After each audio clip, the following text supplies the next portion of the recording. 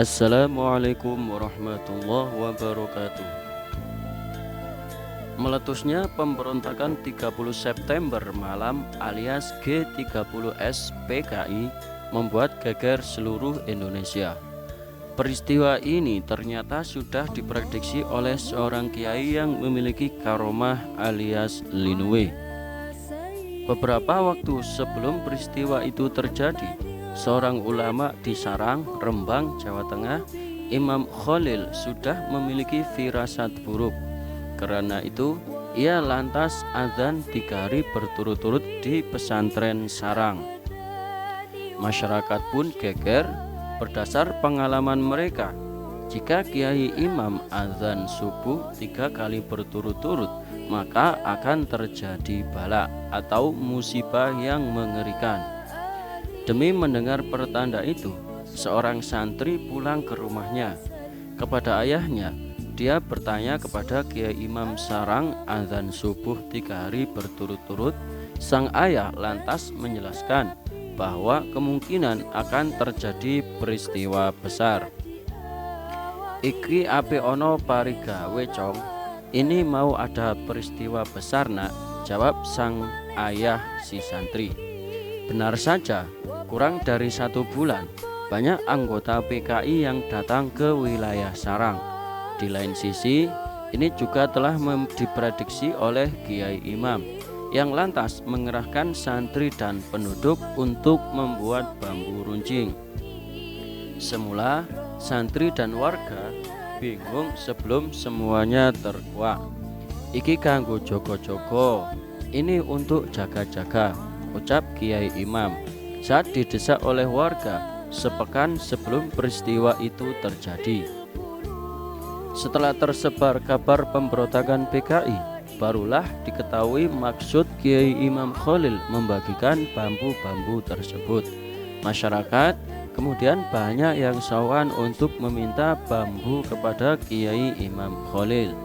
Namun ternyata bambu-bambu itu tidak cukup dan sudah habis dibagi-bagikan. Akhirnya Kiai Imam Khalil memanggil semua pengurus pondok. Kemudian Kiai Imam memerintahkan agar mereka mencari soto aren, lidi pohon aren, sebagai ganti bambu-bambu yang telah habis.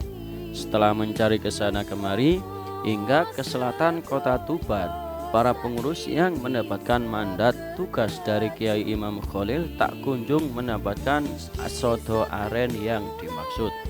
Mereka hanya mendapatkan penjalin, rotan di jalanan yang mereka lalui. Kiai Imam Khalil pun lantas berkata, "Ya wis penjalin wae, ya sudah pakai rotan saja," ujar Kiai Imam. Kiai Imam kemudian membeli rotan dalam jumlah yang sangat besar untuk dibagi-bagikan pada para santri dan masyarakat sekitar. Beliau kemudian membuat celupan rotan di gulah kolam Pondok Lor agar rotan yang dicelupkan memiliki khasiat yang mampu mengusir para pemberontak PKI. Bibir Kiai Imam Khalil nampak bergerak-gerak, pertanda beliau sedang membaca wirid atau doa khusus. Tak butuh waktu lama, beliau kemudian meludah di air gulah pondok. Seketika itu beliau berseru memberikan perintah kepada santrinya yang bernama Hamzawi, "Ayo penjaline jukui, PKI arep berontak. Ayo ambil rotannya karena PKI mau memberontak.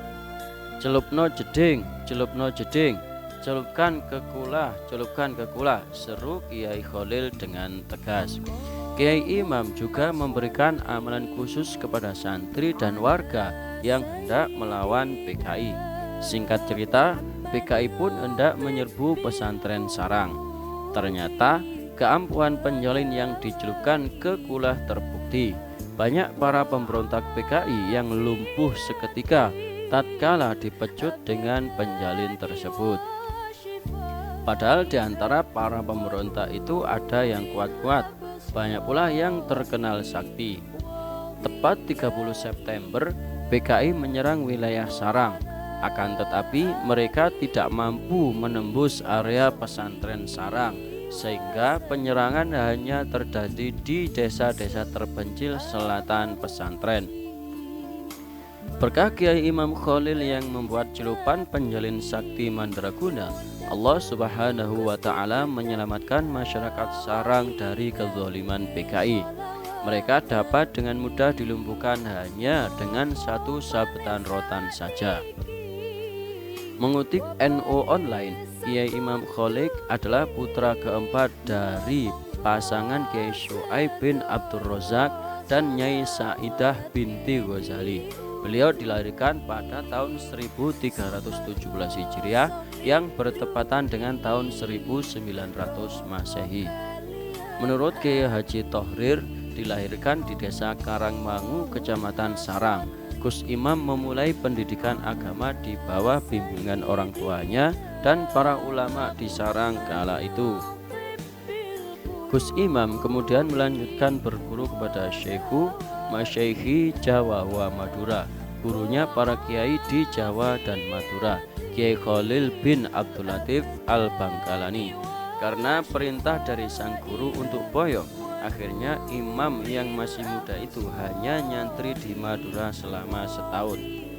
Sebagaimana diceritakan Agus Rosyad Kamal, ia pulang dan melanjutkan studinya lagi di tanah kelahiran Nabi Muhammad SAW selama 8 musim haji. Di antara gurunya di Mekah adalah Syekh Bakir Al-Jogjawi.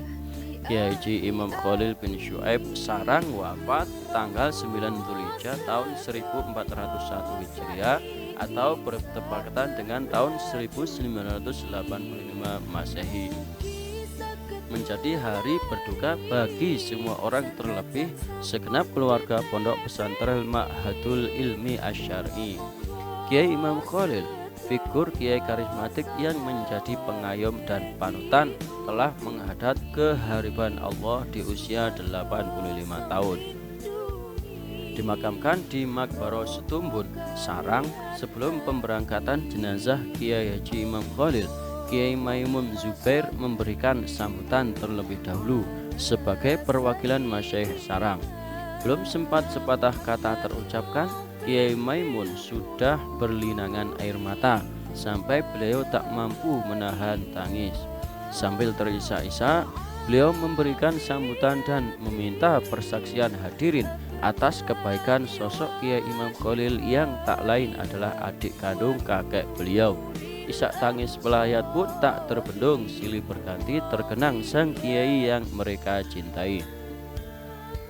Kiai Haji Rosyih Rohib mengenangnya sebagai pribadi yang teramat zuhud dan ahli sedekah.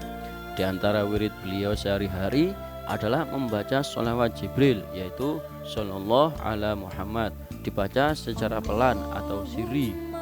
Di antara kelebihan atau karomah beliau adalah menemukan atau berbicara dengan makam para wali. Wallahu a'lam bishawab. Semoga cerita tersebut bisa bermanfaat buat kita semua untuk menambah keimanan kepada Allah. Amin amin Allahumma amin. Wassalamualaikum warahmatullahi wabarakatuh.